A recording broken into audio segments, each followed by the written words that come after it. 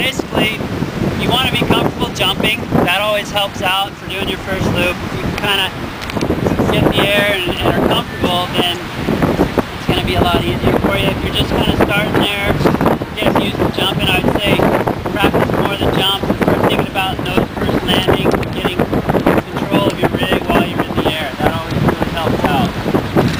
But once you've gotten to that stage and you're at that point where now's the time, I want to go forward, there's some pretty key things that you have to think of. One of my first rules when you're doing a forward loop is you always want to watch the chop. And when you're just sailing around normal, always watch the chop about 10 or 15 feet in front of you so you can kind of see what it does. A lot of times when you're heading out and you see a ramp far off, you'll think, oh, that looks like a good one, and by the time you get to it, it flattens off and you miss it. Yeah? So focus on from about me to Mark, where he's standing up there. Mark, raise your hand. That's about the gauge that I'm looking at for the chop in front of me. So it gives me enough time to see what's happening, and as I'm seeing it, I'm thinking about it, and I'm getting ready to set up. And ideally, for your first forward loop, you don't need a huge ramp. You know, if you have something like only this high that has a little bit of steepness in it that you can hit and it'll project you up, that's all you really need. Because if you can imagine, just all you have to do really is get the fin out of the water. Once the fin comes out of the water, you're free to fly forward.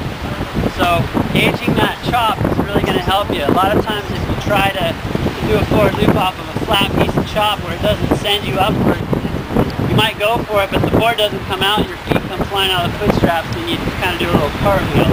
We want to avoid doing that, but it will happen at some point when you start pushing it and you start doing it off of less and less chops.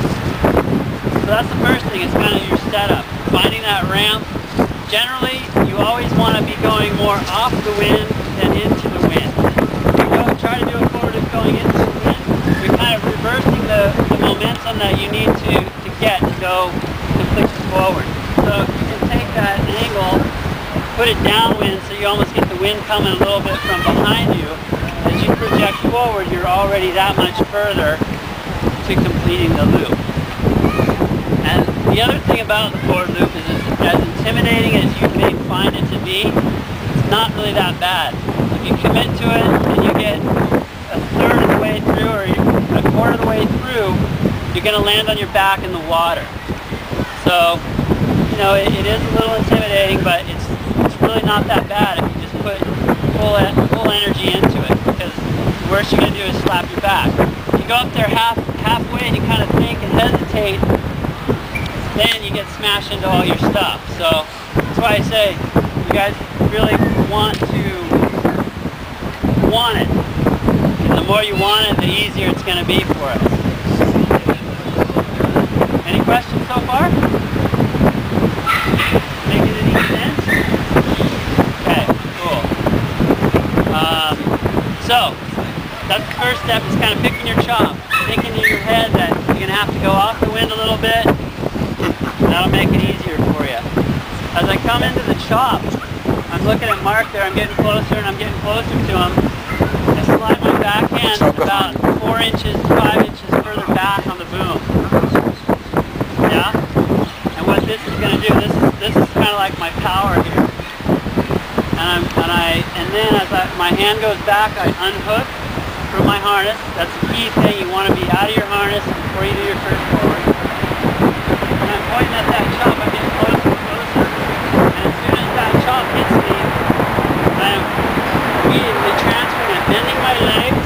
I'm kind of loading up, kind of like a springboard. So I load up my legs. As I hit that chop, my hand's back, and I immediately basically throw myself forward. I pull really hard with my back hand, and I drive really hard with my front hand. I'm pushing the rig off to the side, out of my way.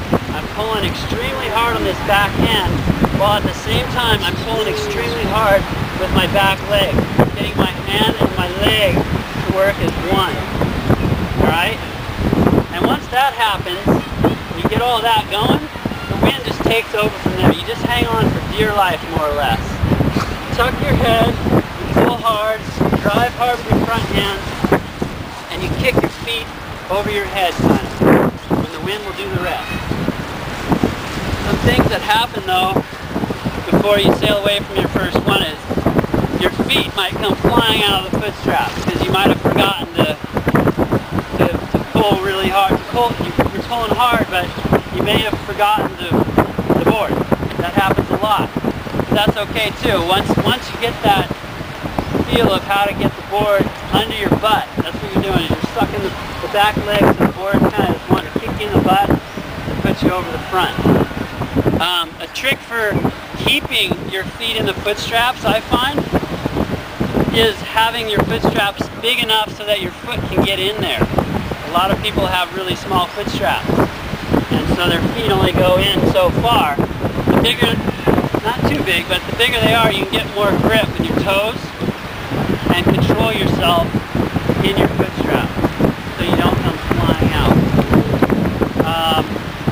And another thing that I really like to do is tell you about kind of gripping with your toes. You know, if you can, when you jump in the air, when you're out there just practicing jumps, grip with your toes and roll the windward rail of the board up.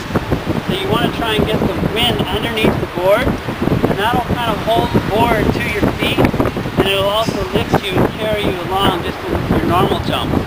So that's something that really helps you out with the forward loop, getting that windward rail up so the wind blows and pushes you around with the board. It pushes the board around as well. So not only are you physically pushing the rig, but the whole board's getting blown over by the wind as well. So it kind of is like a tumbleweed effect.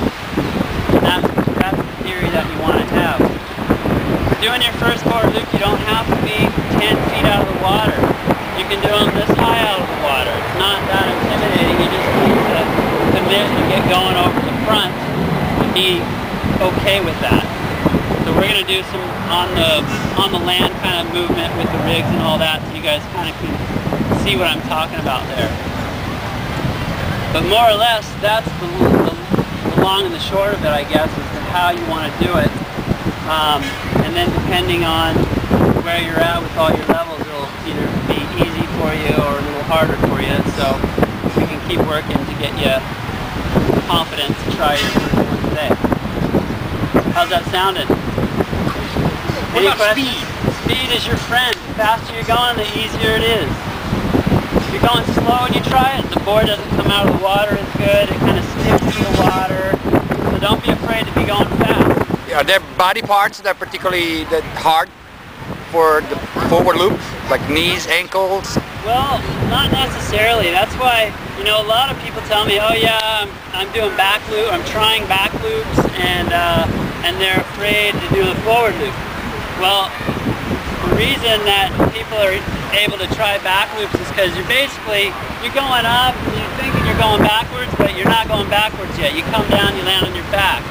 As soon as you're really trying back loops, you're going up, you're turning around, and you're coming down on top of all your things, all your stuff with all your weight, powered up with the wind. And I've broken my ankle 3 times doing back loops. But when you're doing a back loop, you're coming down, and that's dangerous. That breaks things.